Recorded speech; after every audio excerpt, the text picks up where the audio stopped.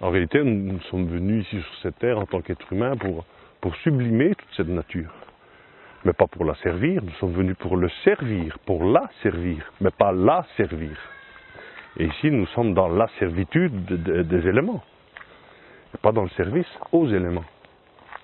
L'une des clés, c'est la gratitude. Passer par la gratitude, voilà. il faut passer par la joie. Voilà. Il dit amour, l'enfant de l'amour est la joie, le fruit de l'amour est la joie, et l'enfant de la joie, c'est la gratitude. C'est merci. Juste merci. Merci, tu savais, comme je t'aime. C'est juste ça, la gratitude, oui. Arrêtez de bougonner, de chier, non.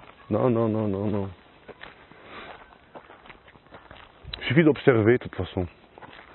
La nature, n'est-elle pas, regarde tous ces arbres autour de nous. Tu ne vois pas qu'un seul et même élan d'amour?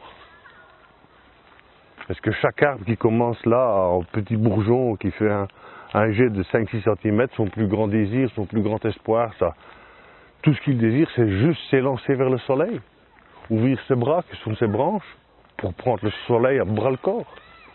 Je dirais qu'on peut le voir comme de cette façon, mais c'est comme une compétition acharnée, donc en fait ça dépend de l'observateur. Moi je vois pas de compétition acharnée, ils ont chacun le droit de vivre les uns avec les autres. Oui, mais pourquoi compétition? Compétition induit la séparation également pour moi. Moi je rêve aussi que nous abandonnions toute forme de compétition, mais que nous entrions pleinement dans l'émulation. Et autour de ces bois, moi je ne vois que de l'émulation d'arbre en arbre. Il n'y a pas de compétition entre eux. C'est que l'un aide l'autre à pousser. Bien sûr, il y a une sélection naturelle, regarde comme celui-ci est plus gros que celui-là. Mais c'est à chacun son chemin, c'est un peu comme pour les hommes. Soit tu fortifies tes muscles, soit tu as du mal à les fortifier. Peut-être que celui-là qui est plus gros a plus de désir de s'élancer sur ce soleil que celui qui est plus fin qui en a moins le désir, parce qu'il a plus de peur, plus de crainte. On ne sait pas. Hein. Faut peut-être qu'il mette son oreille sur son tronc et il va sans doute nous raconter beaucoup de choses. Parce que les arbres pensent, les arbres rêvent, c'est de la vie tout ça. C'est que du vivant. Pourquoi la saccager, la dominer? Pourquoi dévaster des montagnes entières pour aller tirer 100 grammes d'or ou 2 pierres de diamant? Ça n'a aucun sens. Là aussi, nous devons fameusement changer nos échelles de valeur. Pour moi, un brin d'herbe a beaucoup plus de valeur qu'un diamant. Pourquoi? Pourquoi plus de valeur? Parce qu'elle a été créée en abondance. Si ça a été créé en abondance par le Créateur, c'est parce que c'est nécessaire. Et ce qui est nécessaire pour moi est sacré. Donc à respecter au plus haut point.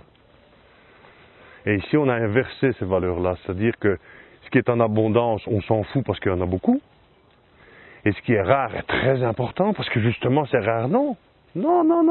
C'est là où il faut tout retourner, là où il faut tout changer. Ce qui a été créé en abondance a été créé en abondance parce que indispensable et nécessaire. Donc sacré. Et le diamant qui est là dans la montagne, on ne sait pas le rôle qu'il a. Hein. On ne sait pas quoi il joue. Il remplit certainement un rôle, ça on peut en être sûr et certain. Donc laissons-le bien là. Laissons-le là où il est.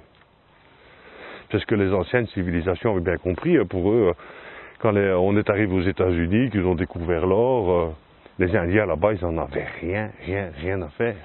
Ils vénéraient une feuille d'arbre, ils vénéraient une branche.